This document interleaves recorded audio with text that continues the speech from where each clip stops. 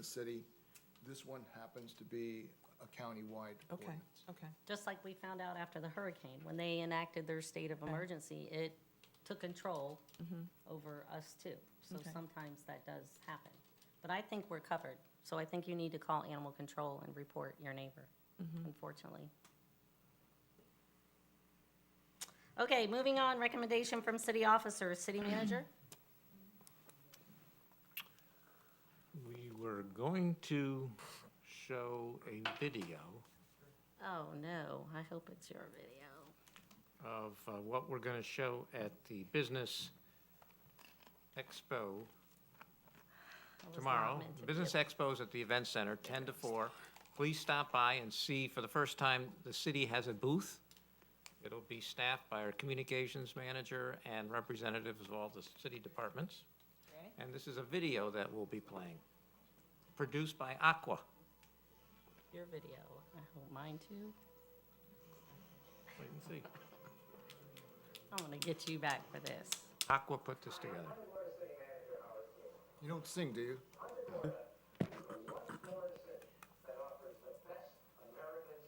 There's your house.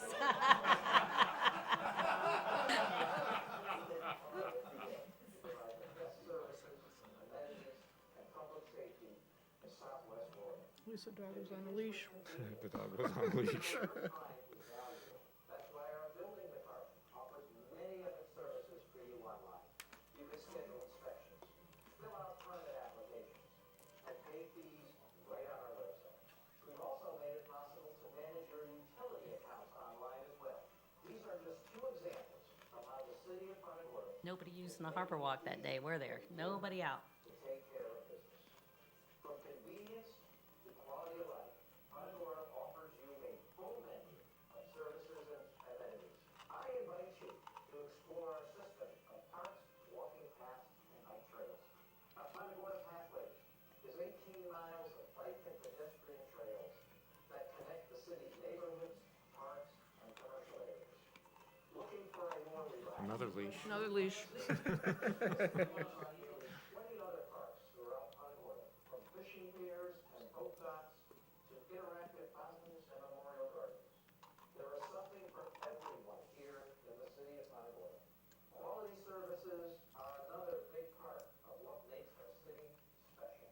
In 2018, we are improving our sanitation department with the addition of new semi-automatic trucks. We're excited This about that. upgrade It's exciting. residents will receive brand new cans and our services will become more efficient.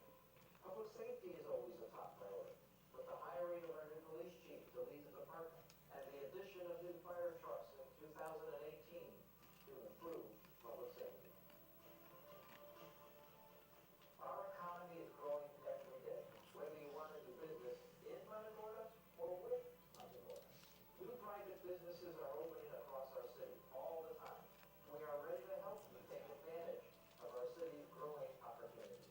The city of Punta Gorda truly is Florida's harborside hometown. 2018 brings to us an exciting new venture for the You're city of Punta Gorda. scowling. The scowl. Which will bring in more businesses and visitors to our economy. I think the sun. Hi, I'm Punta Gorda Mayor Rachel Kiesling, and I'm here to tell you about our exciting new branding. The city has taken on this endeavor to create a year-round economy for all of our citizens, residents, and businesses.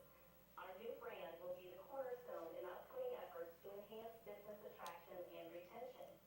Together with my colleagues on City Council, we are making a commitment to increase business investment and economic development.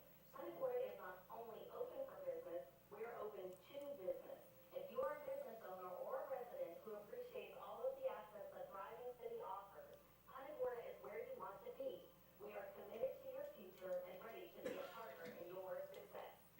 Join us here in the city of Punta Gorda where we take the next exciting steps, the Punta Gorda of the future, Florida's harborside hometown.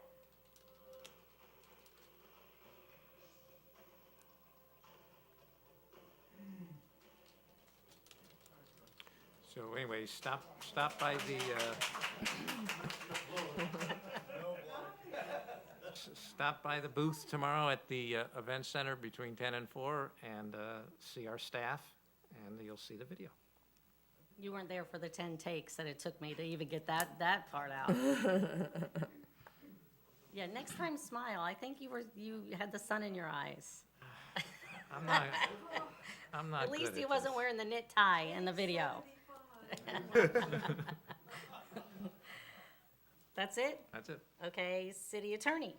All right, a few weeks ago, I was very encouraged with the prospects of being able to report to you that we had the outline of a conceptual settlement in the Fishville litigation. And just to kind of give a very brief background, after the acquisition,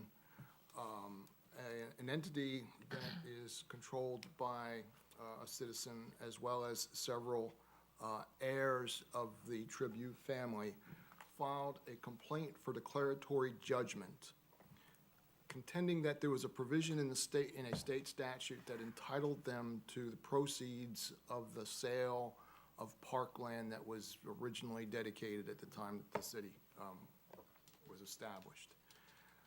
At the time that that litigation was initiated, I did a fair amount of research on the question. The representatives of Fishville did a fair amount of research on the title history of the lands in question, and we were fairly certain that the case was without merit. I won't say that it was frivolous, but it was without merit. And we had a fair number of defenses that would be available to us.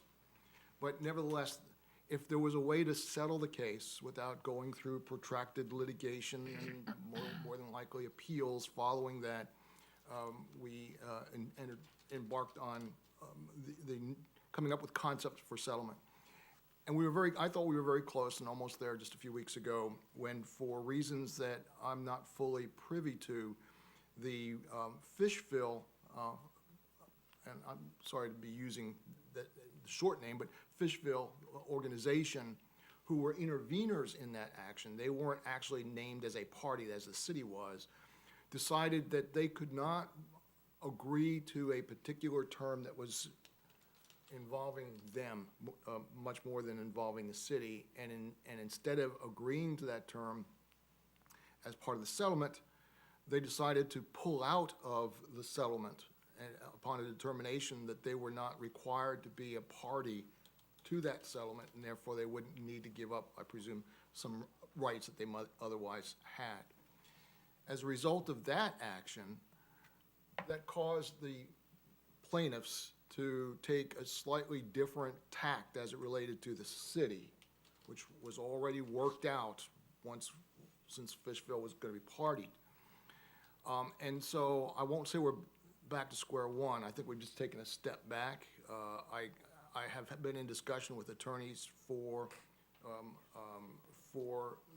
the plaintiffs, and they believe that, well, they're trying to get a hold of the heirs. That's been the difficulty. We thought we would have an answer by today, and I would be able to hopefully give you a very optimistic report. Unfortunately, it appears it's somewhat like herding cats. And so I checked my email this morning and was advised that they're still trying to get a hold of the heirs. So once again, I remain optimistic that we are close to a settlement that would involve just the city. And I won't make a prediction as to whether I'll have a conceptual settlement to bring to you. Ultimately, the terms still remain to be discussed and approved by the city council, but I wanted to be able to narrow what it was that you had to consider, because it should be easy to resolve this case. If it gets much more complicated in resolving the case, I'll be coming back to you and saying, the heck with it. You know, the idea was to avoid legal fees and litigation costs. Let's just go to court. We're gonna, I felt like we'd win, and then we won't have to do anything to agree with what the demands of the plaintiffs were. So hopefully one way or another, very soon, I'll be able to make that presentation to you. Is it basically just down to financial terms? Not really. I mean, it's not so much the dollars and cents. It's what those dollars and cents can be used for. And we had an understanding. That understanding has changed a little bit. Part of it has to do with Fishville's willingness to contribute some attorney's fees that I've expressed that more than likely the city would not be willing to do. And that caused a change. Trying to get it back on track. I think ultimately it will be fair to the tribute families. I think it would be very fair to the city under the circumstances, and so that's about all I can really say at the present time, but I think we're much closer to the finish line than would otherwise be compelling me to say, as I was maybe a week or so ago, screw it, let's just go to court, get it done with. Okay. Thank you. City Clerk? Yes, under boards and committees, we have several vacancies. We have an unexpired term as an alternate on the building board. We have an unexpired term as an alternate on the code enforcement board. We have 2 3-year terms on the Historic Preservation Advisory Board, and this is a reannouncement of those vacancies now that we've moved forward with their bylaws. And then we have 1 4-year term on the Police Officers Pension Board. Under nominations, we have an unexpired term on the building board. We do now have 1 eligible applicant for nomination. If you would like to nominate and appoint. Nominate and appoint. We have a motion. Second. We have a motion and a second to nominate and appoint Ms. Kelly Thorne to the building board. All in favor? Aye. Aye. Opposed? Carried unanimously. Thank you. Okay, also under nominations, we have a 4-year term on the General Employees Pension Board. We have 2 eligible applicants for nomination. Nominate both. Thank you.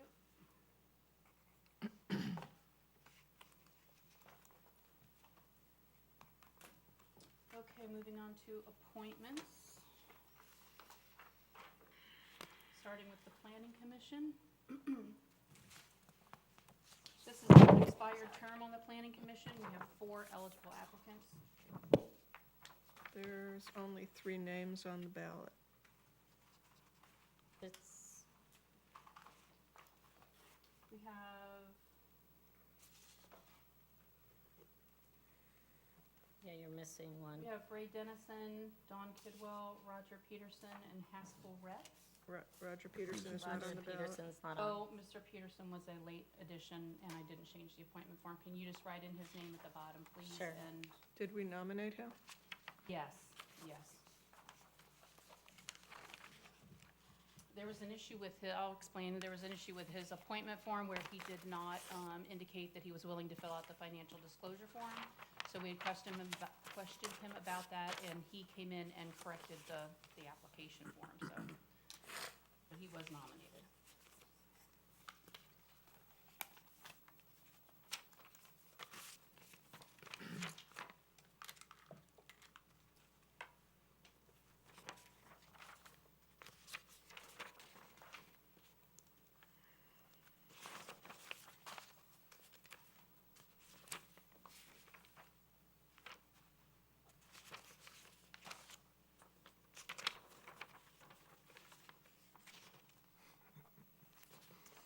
We have a tie between Don Kidwell and Roger Peterson.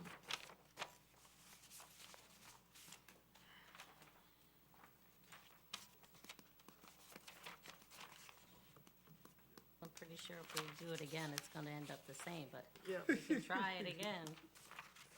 If you'd like, we can just table this to the Postpone? next meeting. Postpone to the next meeting? Yeah, Yes. Yep. Okay, we'll do that. with just those 2 finalists, right? The 2 tied, yeah. No? No, yeah, I think All we would start 4? over. Okay. Yep. Okay. On Board of Housing Authority. We have 2 nominees, and there's 2 names on the form.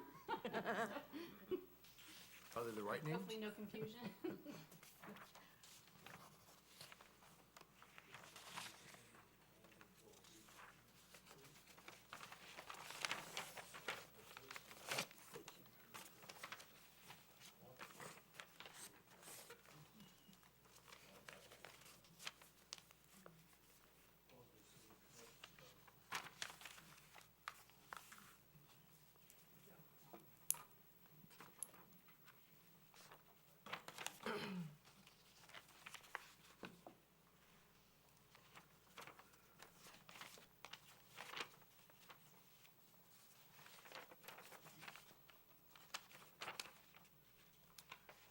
appointee is James Lawson. Thank you. Thank you, that's all I have. Okay, next under policy and legislation, I sent an email last night that it was suggested to me, and I thought it was a very good idea, that we add a monthly agenda item called whatever we want to call it, the park progress status report. So it's basically like a running total, like what we kind of do with the CRA, so that we can keep track of the status of our park projects, the ones that are going now and the ones in the future. Just so we, instead of having to go back into the weeds and do agendas to look at what the last update of the, the Ponce Park and things, it would be more concise and there every month. And if there was no update, it would just go to the consent agenda. So it would just be a quick agenda item once a month where we could just update what's happening on our parks. Don't we do that already? Not every month. We do, we put updates in the weekly report, but this would be, I guess what you're The asking. ones in the is a formal- CRA are in the CRA status report, but the ones that aren't in the, like Ponce is not in the CRA, so that we don't get, we only get the updates when like the plans come in or when there's a change or, when we do an overall look at it, but it would just be more of a running total of everything that's happening.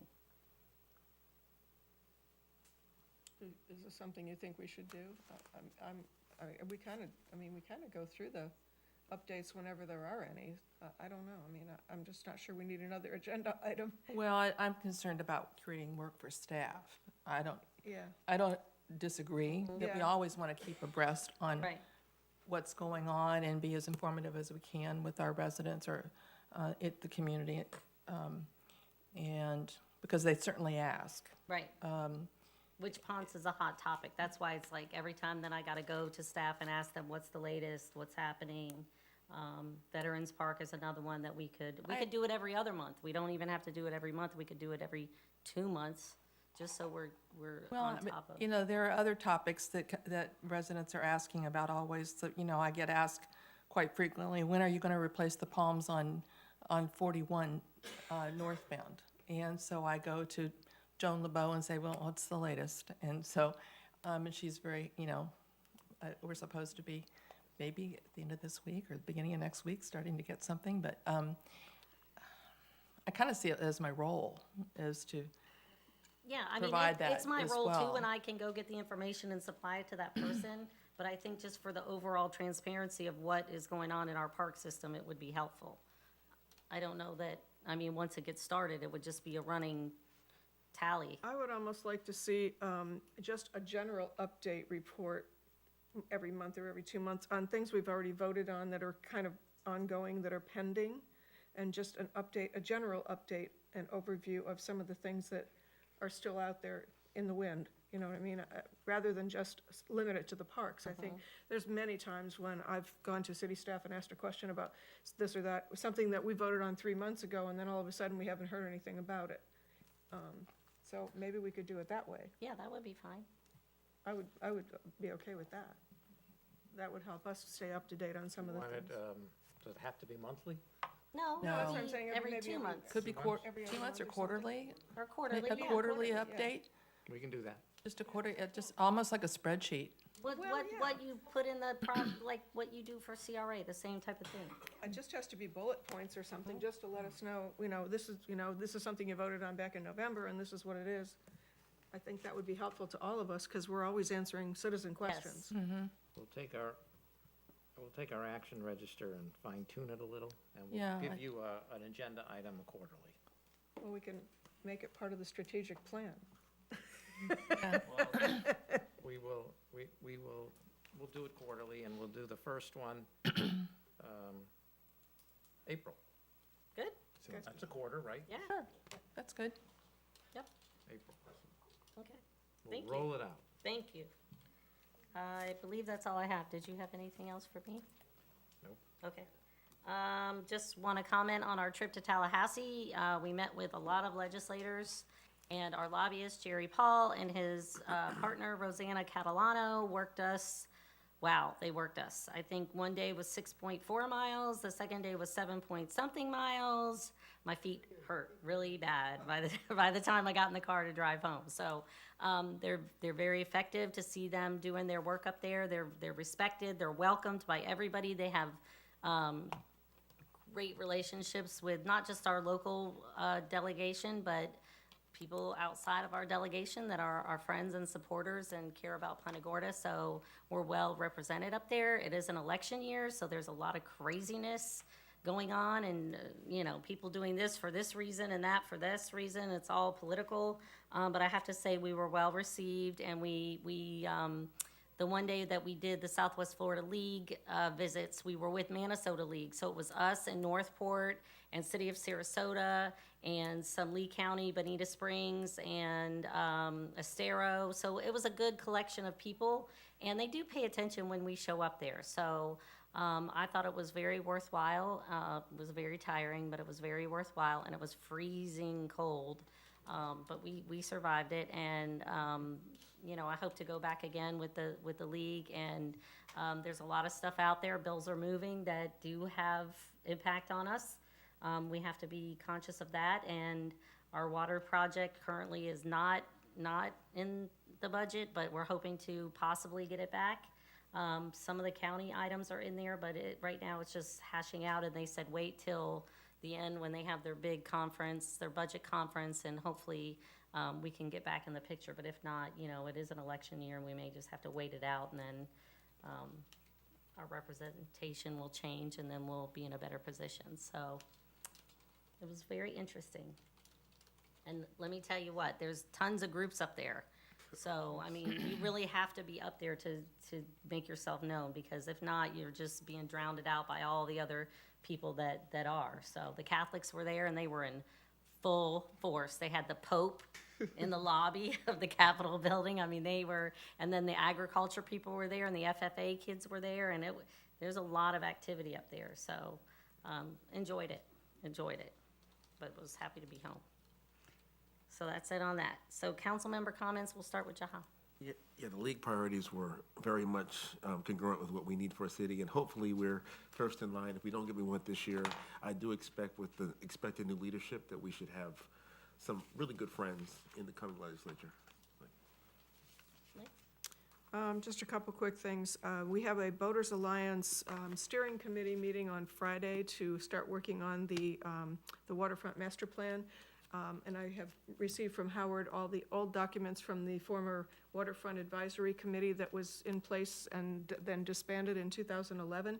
So we're going to work from that and use that as our starting point to update and tweak what was in there and add what has to be current. And we'll be presenting that or they will be presenting it to City Council at a later point in time. I just serve as their liaison. And also, I noticed in the upcoming DRC agenda that there's a hearing item for the proposed new Chase Bank at the Carmelita Street intersection. So I have forwarded that information to the MPO, since that was put on the back burner by FDOT to do intersection improvements, and I've asked them to reconsider. So I will keep you posted on that. Somebody commented earlier about looking at the Gilchrist hardened shoreline. What was that about, the Boaters Alliance? What are they looking at Gilchrist Park? Did they say something about that? Looking at, I'm not sure what you're okay, talking about. somebody that commented on that.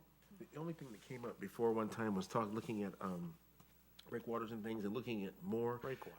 And I myself looked into it deeply. The problem is we can have sociological effects that may not be in our best interest if we, literally, if that was not controlled by an entity, so it's not public, it could be problematic for us. Right. That's So they're still looking at those type? We haven't even had the first meeting about this yet. So, we had the workshop a couple of months ago, and they took a lot of that information. We've got just piles of paper, things to review and start with, so we can start putting on paper an updated waterfront master plan. And we have the PowerPoint that was submitted to City Council a couple of years back in 2011. So we will take that and tweak it and update it and make it current, and then they'll be presenting it to I City think you Council. should go to the homeowners association with that too before you bring it here. That would be very helpful. We will have someone from the homeowners association brought into it as Oh, time good. goes on. This is just a core group of people that are gonna get things started, so, they've asked me to be there to be part of that, so. Do you have a copy of the Team Punta Gorda Waterfront Master Plan that was submitted in 2008? Yeah, we have all of that stuff. Okay. Thank you, yeah. Thank you. I'm glad you were up in Tallahassee. I was at home recovering from the flu, so There was a lot of that in Yeah, that there last certainly has been. I had some residents comment to me about the amount of traffic that's going on, increase in traffic this season. That seems to be much more so than in past. And I had to remind people that, it was kind of a interesting conversation. It's like, well, we can't really stop people from building. That's going to continue. Things are going to happen. So, but one of the questions that came up was, what will be the impact of the Sunseeker Resort on traffic in Punta Gorda?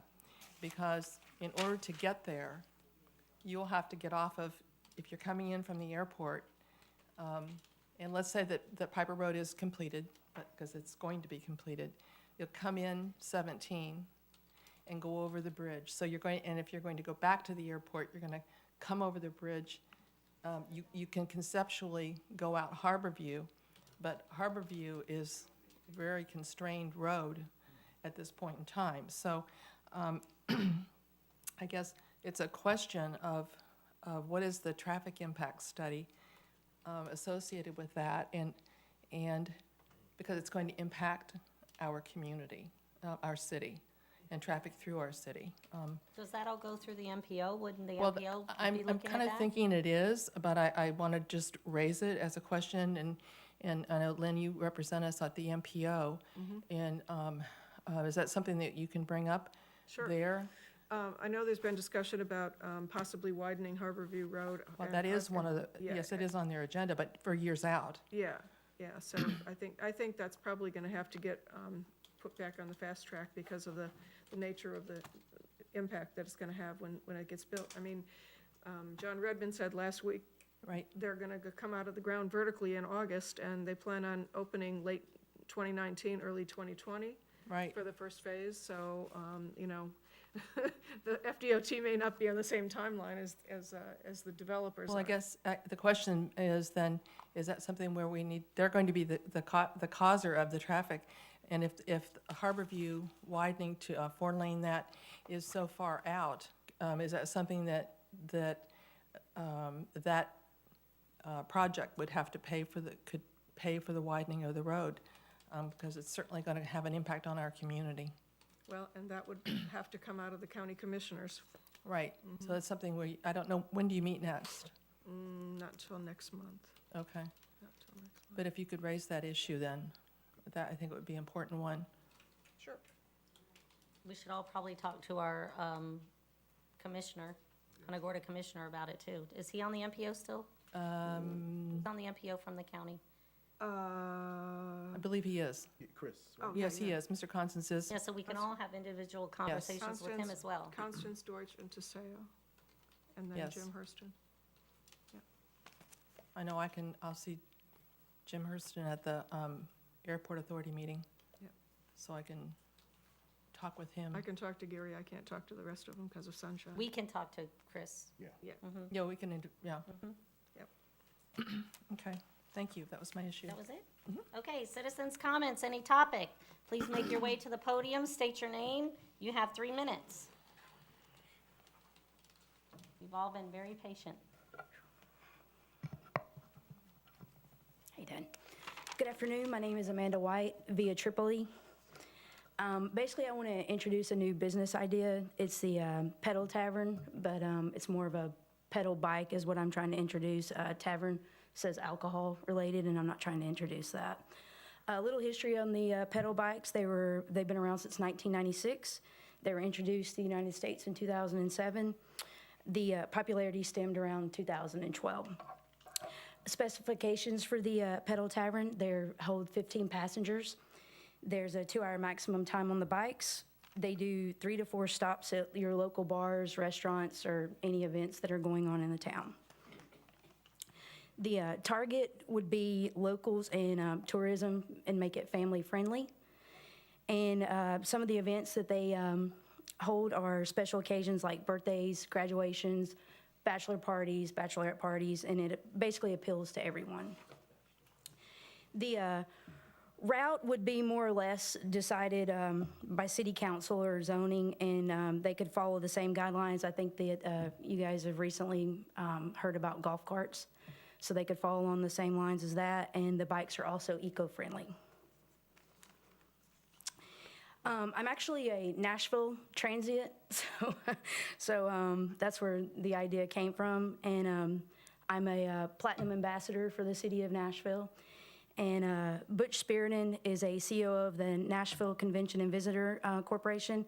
And he said that Music City's booming tourism industry, which last year ranked in nearly $5 billion in visitor spending from a record high, was part and due to the pedal taverns. So they're very popular at this point. And once again, there's no alcohol. First, I'm not interested in selling alcohol. And after doing some research, insurance is entirely too expensive, and usually liquor licenses are only administered to a fixed location. Secondly, 70% of the licensees are not allowed to let patrons bring alcohol on board. And third, I'm pretty much not interested in jumping through any hoops for local ordinances. Finally, I'm interested in creating a relationship with local bar owners, restaurants, and other local attractions. The benefits that I researched: in December of 2019, Sunseeker Resort will open. Within the resort, there's going to be restaurants, bars, shops, marinas, and more. The influx of the visitors will basically give us a jump on the continual growth that's going to be happening. The appeal to the growth of the revenue is before the resort opens, and the revenue created from entertainment is the greatest appeal for locals and tourists. In closing, some of the areas that already have the pedal taverns are St. Petersburg, Sarasota, Santa Rosa Beach, Gainesville, Clearwater, Panama City Beach, Fort Lauderdale, West Palm, Pensacola, Miami, and Destin is adding it as an entertainment for their destination as well. And that's all I have. Thank you. Thank you. I've been to Nashville. I've seen them. They're everywhere. in Sorry, is Nashville. that your phone? Yes, sir. No, I was just gonna say. Sam Castronovo, 26142 Feather Sound Drive. The reason I'm here is I'm a volunteer at the Military Museum, and we have many people come in who do not have a clue that there is a Vietnam Wall in town. And I actually sent an email off to Councilwoman Praftke suggesting that some signing be installed. And I would say a northbound and southbound 41, eastbound Olympia, westbound Marion, and then also on Nesbitt Street, directing people to the Vietnam Wall would be a good thing. And maybe not something for you, but probably for the Chamber of Commerce. There are no brochures describing the Vietnam Wall. At the Military Museum, I've taken a picture of the Vietnam Wall. We've created some maps so people can find their way from Fisherman's Village to the Vietnam Wall. And when people come in, I normally point out to them, do you know there's a wall here? I'd say 90% of them do not know there's a wall there. If they're from out of town, they do not have a clue. Once in a while, the people from the surrounding area do have a clue. And you have Fisherman's Village is probably the major attraction that brings people in from out of town. The other one could be the Vietnam Wall. And you're missing an opportunity by not publicizing it. So I would suggest, and in fact, I suggested that maybe you want to hire a wayfinding consultant who does this type of work and take a look at all of your wayfinding signs in town. I understand you had one about maybe 10 years ago or something like that. Maybe it's time to take a look again and bring someone in and review the whole situation. The other reason I really didn't come for this reason, but I had an incident this last week where all of our glasses in our dishwasher became coated. And I spoke to someone from I'm an engineer, been involved with this type of business. And I spoke to someone from the water department. I thought, well, maybe they were softening and something happened and they didn't soften. They said, no, that was not it. Perhaps because of the low flow now and not much rain, the amount of minerals in Shell Creek have increased, and that could have been the problem. But it did happen all of a sudden, which concerned me, which made me think of something else. You're building an RO plant. That RO plant will remove all of the minerals from the water. So someone needs to think about what you might have to do with that water after you produce it. And you don't want a flint. So I don't know how many of these older homes in town might have lead pipes to their houses. And I don't know if anyone's thought about that, but to protect yourselves, you might want to check that out and maybe do some testing beforehand so you're not blamed afterwards for a problem. But just upfront thing to think about. Thank you. Thank you for the opportunity. You want to speak to that quickly? To what? We're blending the water with we are blending the waters from the RO plant with our finished water from Shell Creek, so we will be able to balance it I understand and that. control all of I that. It will understand not that. be the raw water straight from the RO. I It will be understand, blended. I understand that, I Yes. understand. I spoke to one of the representatives who called me, and very nice individual, and appreciated speaking to him. But talk to your consultant. Someone needs to be held responsible for what's going to be done in the end, and hopefully it's your consultant. And I don't know about the pipes. Has anyone taken a look? You know, are there lead pipes? Thank you. Are there lead pipes? Thank you. That's a question. Okay, thank you. Yes? Anybody else? Come on up. Wendy Mueller, I just wanted to say thank you to our new police chief. I read Nextdoor and I comment on it, and boy, oh boy, has everybody been complaining about speeders and where are the police and what happened. Well, about 2 weeks ago, I saw police cars with policemen in them, and I saw tickets being handed out.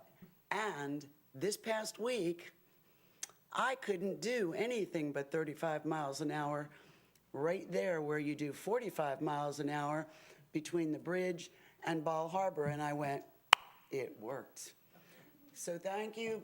Please go out there every once in a while and slow those guys down, because they're going slow on Akiyasta also. We're kind of back to the old days, and we have a lot of people around. So you guys hired a good one. Thank you. Anybody else? Last call. Line up behind her if you'd like to speak. Dawn McGibbon, 620 West Marion. Going back to the park issues, some things, just observations. The survey in the newspaper reported 1,031 respondents, and then I could see with their presentation that it was 1,000 and then 600 written. I didn't see anywhere where they knew that these were residents of the city of Punta Gorda. And then even if you take 1,600 as opposed to the 1,000 that I was thinking about, you have over 18,000 residents here. And so you're talking anywhere between 5 to 10% of people chiming in at this point about the Lashley Park issue. So I think that's very important to keep in mind. Number two, the residents that are in the historic district near the park, I agree with Mr. Cummings that it's important to really have a total buy-in, not necessarily on everything that goes on there, but what their concerns are as far as traffic and runoff and all kinds of other things. Number three, I think there's a trust issue going on considering Gilchrist Park, and that it stems for a lot of reasons, but one of them is the mix-up with the whole bathroom situation and what wasn't taken in account when you tore them down. What were they, 15 years old? And then so that created problems. It created money problems. And so there's a little bit of a trust issue going on as far as vision and unintended consequences with the park. So it's going to be a big issue, I think, for Punta Gorda. And we appreciate you listening to us and making sure we're all educated. And again, back to the money issue. If I could get an answer, has there been a feasibility study about how much it would cost to demolish the buildings? And then, you know what I'm saying? So we have a cost analysis, and we can really make some decisions that would make me more comfortable, and I think a lot of the residents. And I appreciate your time. Thank you. Anybody else? Last call. We're adjourned.